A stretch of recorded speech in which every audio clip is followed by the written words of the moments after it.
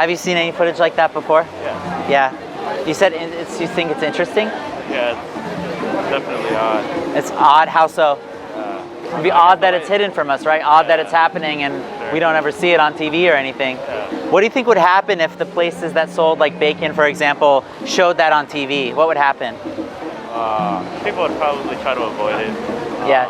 You maybe think? they'd feel bad for Yeah. eating food. Why do they'd avoid it because they feel bad? Yeah.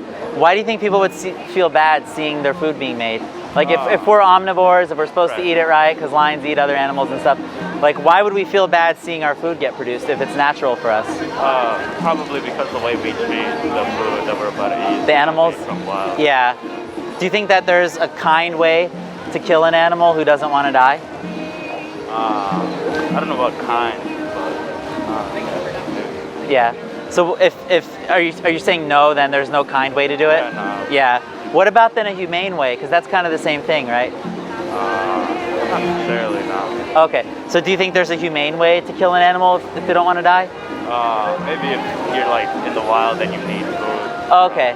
Maybe like in terms of the act though, I mean you wouldn't like necessarily kill the animal any differently whether you're doing it for survival or not, right? In terms of the actual act, the violence that the animal experiences, it's the same though, right? Regardless of why you're doing it. Like whether you say to the animal, hey, I need to eat you to survive, or hey, I need to eat you, or I want to eat you because I just like how bacon tastes. To that animal, like the act of being killed, like somebody coming at them with a knife and killing them, that's the same, right? Yeah. So do you think that if we don't need to kill animals to survive to eat them, like can we justify it to that animal? Like can we justify taking an animal's life just for taste pleasure for a 15-minute sandwich?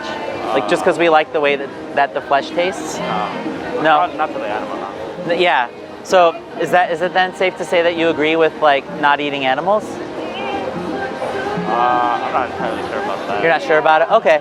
I'd like to give you a card. That's totally fair if you haven't put a lot of thought into it. I was the same way for many years of my life, and it was just until I came to a point where I thought about it, and I said that like what these animals are experiencing could never be like something that's more insignificant to them than some food thing is to me, right? Like a chicken nugget or a steak or something, like that might be really enjoyable, but it could never be more important to me than their lives are to them. Plus I can get alternatives. I can get veggie burgers and veggie nuggets and all that sort of stuff, right?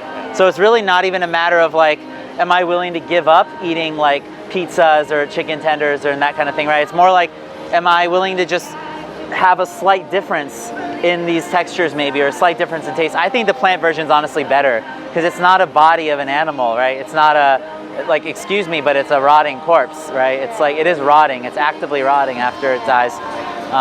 So yeah, I appreciate you guys stopping by.